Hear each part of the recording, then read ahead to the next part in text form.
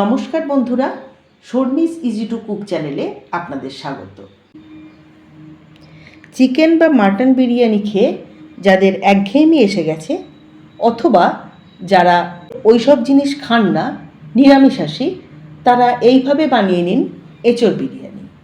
নিয়ে নিয়েছি একটা বড় সাইজের এঁচোড়। এঁচোড়টা এই রকম নিতে হবে যাতে এঁচোড়ের গায়ের কাঁটাগুলো একটু বড় বড় হয়, তাতে ভিতরের পোর্শনটাই অল্প একটু বীজ বাঁধবে এবং সেই এঁচোড়টা বিরিয়ানির জন্য উপযুক্ত। দেখতেই পাচ্ছেন গায়ের কাঁটাগুলো একটু বড় বড় হয়েছে। এঁচোড়টা খুব ভালোভাবে খোসা ছাড়িয়ে এই রকম বড় বড় করে পিস করে কেটে নিয়েছি। একটা বাটিতে জলে ভিজিয়ে রেখেছি যাতে এঁচোড়টা কালো না হয়ে যায়।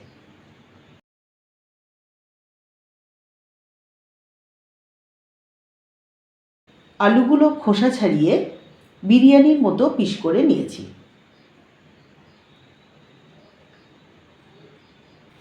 নিয়ে নিয়েছি 600 গ্রাম দেরাদুন রাইস। চালটা 5-6 বার ভালোভাবে ধুয়ে নিয়ে পরিষ্কার জলে 1 ঘন্টা ভিজিয়ে রাখবো।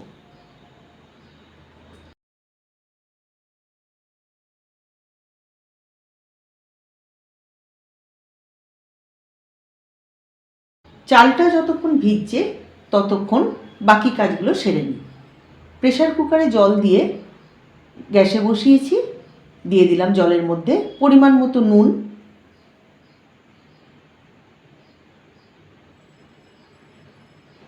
দিচ্ছি অল্প একটু হলুদ,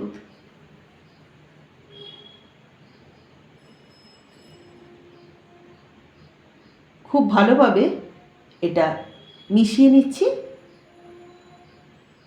এবার আলুগুলো সিদ্ধ করে নেব।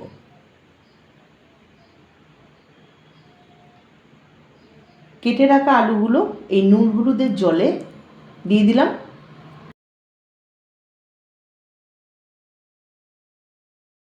আলু সিদ্ধর ক্ষেত্রে আপনারা কড়াতেও সিদ্ধ করতে পারেন, তবে প্রেসার কুকারে করলে সিটি দেবেন না, তাতে আলুটা ফেটে যাবে। স্টিম ধরে গেলে অল্প কিছুক্ষণ বসিয়ে রাখুন, তাতে আলুটা শক্ত শক্ত গোটা গোটা থাকবে। আলু সিদ্ধ হয়ে গেছে, দেখতেই পাচ্ছেন একদম গোটা গোটা আছে আলুগুলো। আলুটা অন্য পাত্রে জল ছেঁকে নিয়ে প্রেসার কুকারে আবার জল দিয়ে আমি নুন এবং হলুদ একইভাবে দিয়ে দিচ্ছি। এবার এঁচোড়টা সেদ্ধ করে নেব। এঁচোড়টার ক্ষেত্রেও একই রকম হবে, অর্থাৎ এঁচোড়টা শক্ত শক্ত করে সিদ্ধ করা হবে যাতে ভেঙে না যায় বা গলে না যায়। দিয়ে দিচ্ছি বড় করে কাটা এঁচোড়গুলো।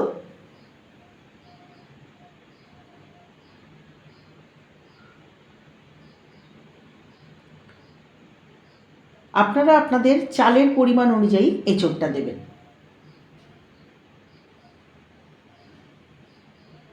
এঁচোড়টা যাতে জলে ডুবে থাকে সেই রকম পরিমাণ জল দেবেন।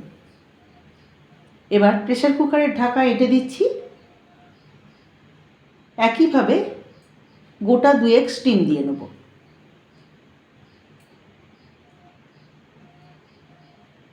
এঁচোড়ও সিদ্ধ হয়ে গেছে, এঁচোড়টাও আমি জল ছেড়ে নেব। দেখিয়ে দিই এঁচোড়টা কেমন হয়েছে। একদম গোটা গোটা আছে, অথচ নরম হয়ে গেছে। দেখতেই পাচ্ছেন যে ভাঙা যাচ্ছে। এবার যে সিদ্ধ আলুগুলো আমি জল থেকে তুলে রেখেছিলাম, এটাতে কয়েকটা মশলা মাখিয়ে নেব। বিরিয়ানির ক্ষেত্রে আলুগুলো আমি এইভাবে ভেজে নিই, তাতে টেস্টটা ভালো হয়। দিয়ে দিচ্ছি নর্মাল লঙ্কার গুঁড়ো, এতে স্বাদ এবং রং দুটোই ভালো আসবে।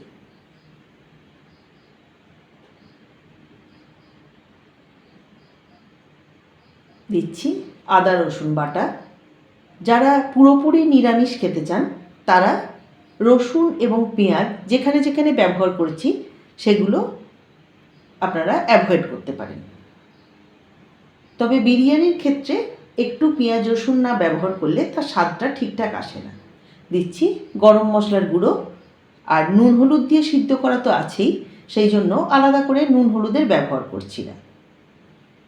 আপনারা গরম মশলার বদলে বিরিয়ানি মশলাও এখানে মাখাতে পারেন।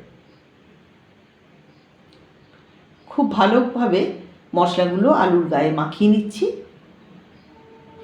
একটু সাবধানে মাখাতে হবে যাতে আলুগুলো ভেঙে না যায়। কড়াতে দিয়ে দিচ্ছি পরিমাণ মতো সাদা তেল। প্রথমেই কিছুটা বেরেস্তা ভেজে নেব। এইভাবে লম্বা সরু করে কাটা পেঁয়াজগুলো তেলের ওপর দিয়ে দিচ্ছি।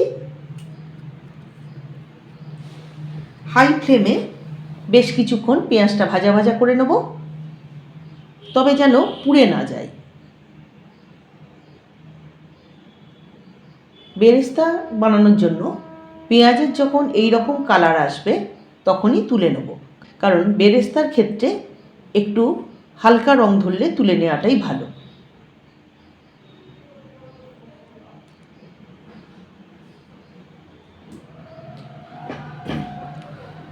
তৈরি হয়ে গেল বেরেস্তা। এগুলো তেল থেকে এবার তুলে নিচ্ছি।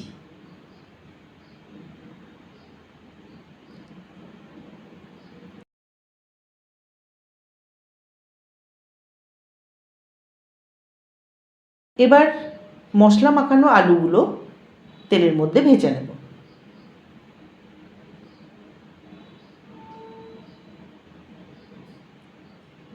এইভাবে একটু লালচে করে ভেজে নিলে বিরিয়ানির আলুর স্বাদটা ভীষণই ভালো হয়।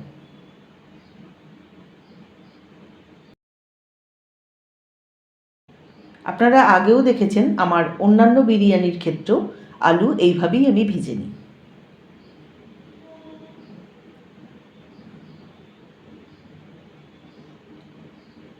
আলুগুলো উল্টে পাল্টে প্রত্যেকটা দিকই ভালোভাবে ভেজে নিয়েছি। এবার এগুলো আমি তুলে নিচ্ছি। এইভাবে বাকি আলুগুলোও একইভাবে আমি ভেজে নেব। এবার তৈরি করে নেব এঁচোড়ের প্রিপারেশানটা। আমি দুভাবে দেখাচ্ছি। যারা মশলা দিয়ে খেতে চান না তারা নুন হলুদ দিয়ে সিদ্ধ করা এঁচোড়টা এইভাবে সাদা তেলে ফ্রাই করে নিতে পারেন, কারণ অনেকেই স্পাইসি খাবারটা অ্যাভয়েড করেন। সেক্ষেত্রে এঁচোড়টা ওইভাবে তুলে রাখবেন। না হলে এঁচোড়টা এইভাবে প্রিপারেশান করব। দিয়ে দিচ্ছি বেটে রাখা পেঁয়াজ, ভালোভাবে নাড়াচাড়া করে নিচ্ছি। এই সময় বলে রাখি, আমার চ্যানেলের যারা নতুন বন্ধু তারা অবশ্যই চ্যানেলটা সাবস্ক্রাইব করে নেবেন এবং পাশে থাকা বেল আইকনটিকে ক্লিক করে রাখবেন, যাতে সমস্ত নতুন রান্না সবার প্রথম আপনার কাছে গিয়ে পৌঁছায়। অবশ্যই লাইক এবং শেয়ার করবেন আর কমেন্ট বক্সে জানাতে ভুলবেন না কেমন হয়েছে। পেঁয়াজটা মোটামুটি ভাজা হয়ে গেছে। এবার এতে দিয়ে দেবো আদা রসুনের পেস্ট।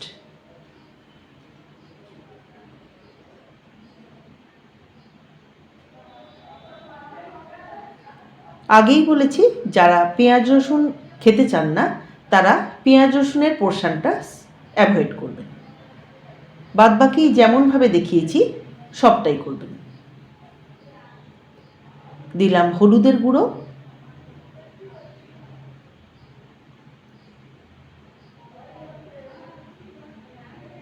দিচ্ছি নর্মাল লঙ্কার গুঁড়ো। ইচ্ছা করলে কালারের জন্য এই সময় আপনারা কাশ্মীরি মির্চও কিছুটা দিয়ে দিতে পারেন। দিচ্ছি ধনের গুঁড়ো,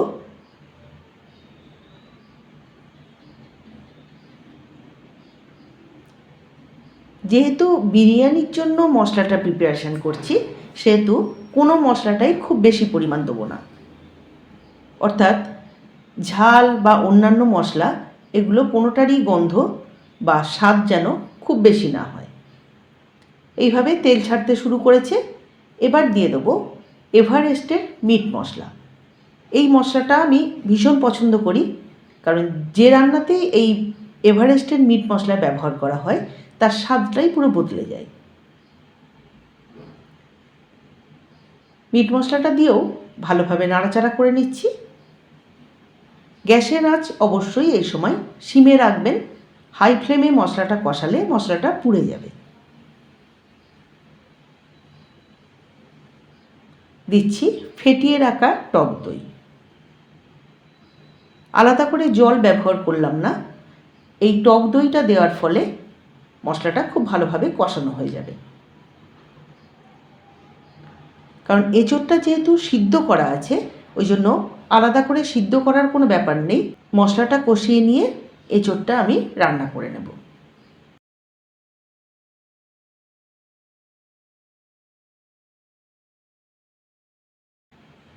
দিচ্ছি গ্রেভির জন্য অল্প একটু নুন,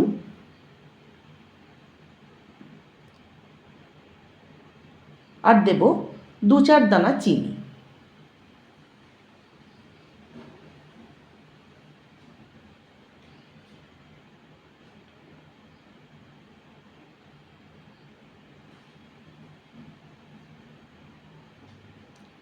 দিয়ে দিচ্ছি পরিমাণ মতো গরম মশলা।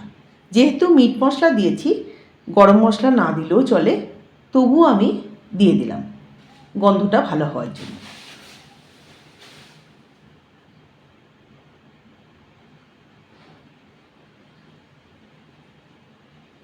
মশলা থেকে খুব সুন্দরভাবে তেল ছেড়ে গেছে এবং রঙটাও খুব সুন্দর এসছে।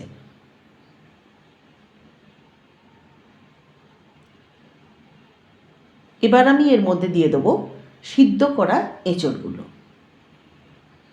এই এঁচোড় বিরিয়ানির স্বাদ ভীষণ ভালো হয়।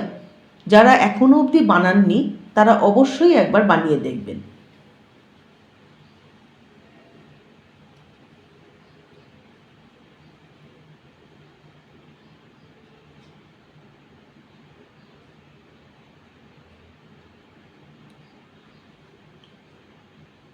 এইভাবে এঁচোড়টা যদি কষিয়ে নেওয়া হয় তাহলে বিরিয়ানির স্বাদটাও খুব ভালো হয়।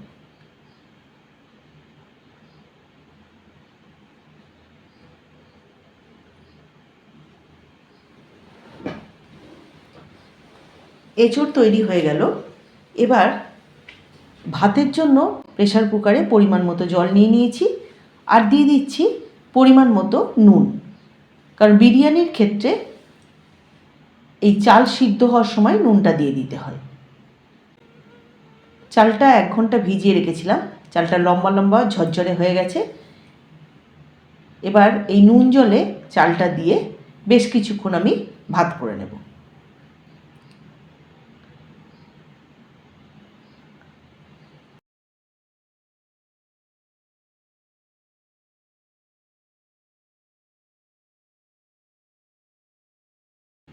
অপরদিকে ভাতটা হতে হতে একটা মশলা তৈরি করে নিই।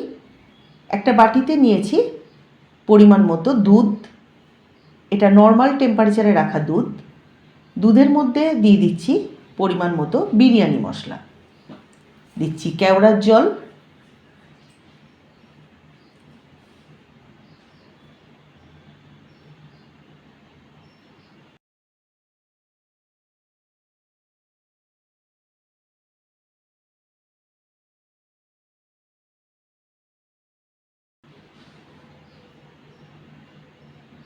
দিচ্ছি মিঠা আতর,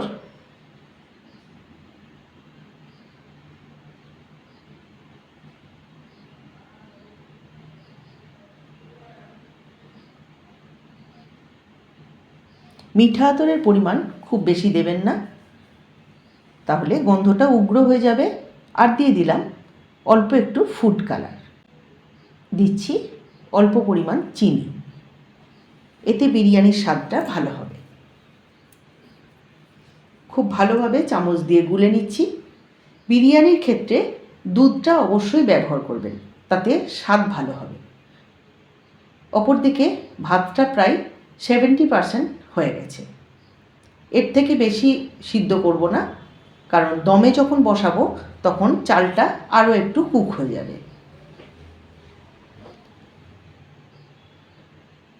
ভাত হয়ে গেলে দিয়ে দিলাম অল্প পরিমাণ হোয়াইট অয়েল, যাতে চালগুলো গায়ে গায়ে লেগে না যায়, অর্থাৎ ঝরঝরে থাকে।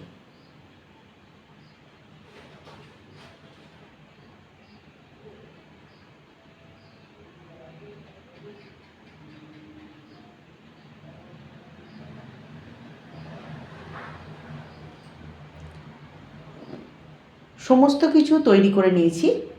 এবার দমে বসানোর পালা। প্রথমেই একটা বড় পাত্রে কিছুটা সাদা তেল নিলাম।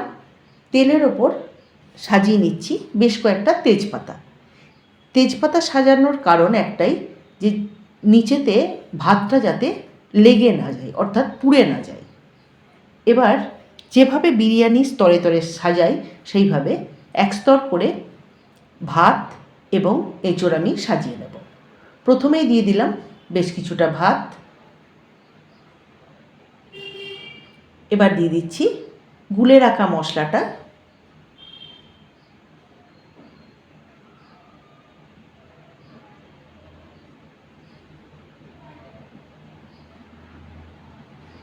দিচ্ছি ঘি।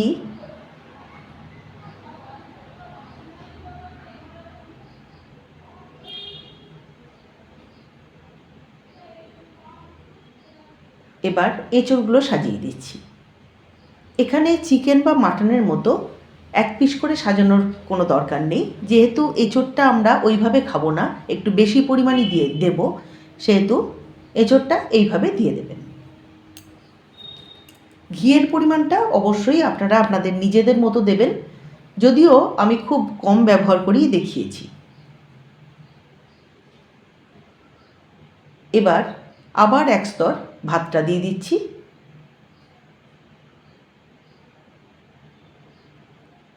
বিরিয়ানির ভাতে অল্প একটু হোয়াইট অয়েল দেওয়ার জন্য ভাতটা একটুও গায়ে গায়ে লেগে যায়নি, দেখতেই পাচ্ছেন একদম ঝরঝরে হয়েছে।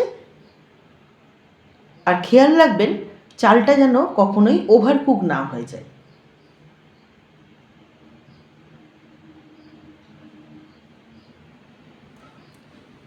দিয়ে দিলাম বেরেস্তা।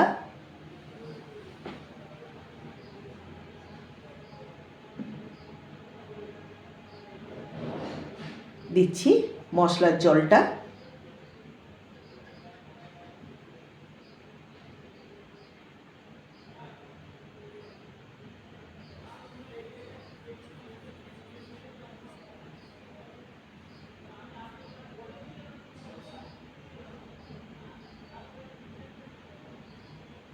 দেব ঘি।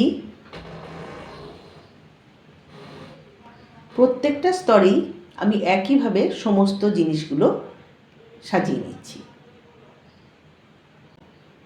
এতে এক ধার থেকে যখন বিরিয়ানি তুলে সার্ভ করব, তখন প্রত্যেকটা স্তরেই সমস্ত জিনিসগুলো পাতে পড়বে। বাকি এঁচড়গুলো আমি এই স্তরে সাজিয়ে দিলাম। এবার ওপর থেকে ভাত দিয়ে চাপা দিয়ে দেব।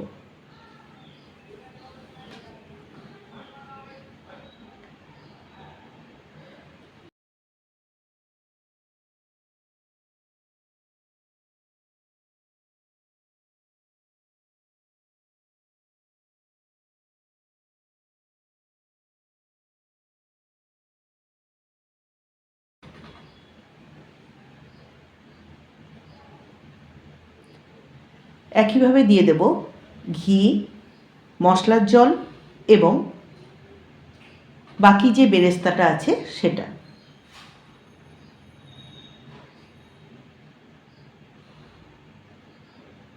এইভাবে আগে সাজিয়ে নেবেন, তারপর দমে বসাবেন।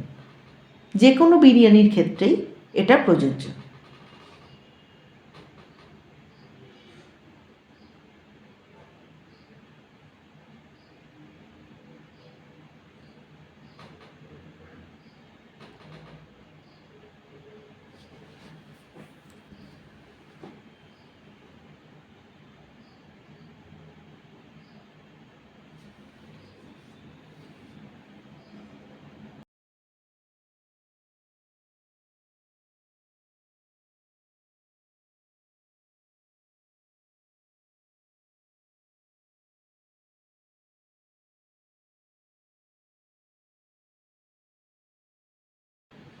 ওপর থেকে দিয়ে দিলাম বেশ কয়েকটা চেরা কাঁচা লঙ্কা।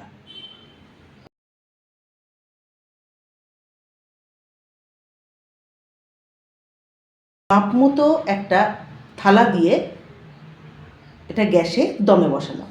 প্রথম 2 মিনিট হাই ফ্লেমে দেব, তারপর সিম আঁচে বেশ কিছুক্ষণ ঢাকা দিয়ে রাখবো।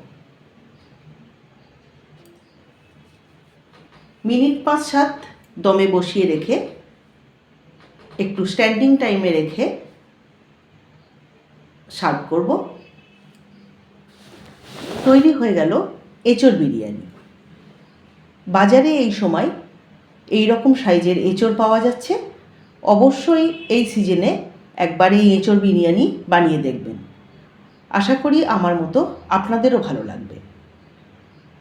কমেন্ট বক্সে জানাবেন যে কেমন হয়েছে। দেখা হবে আবার নেক্সট ভিডিওতে।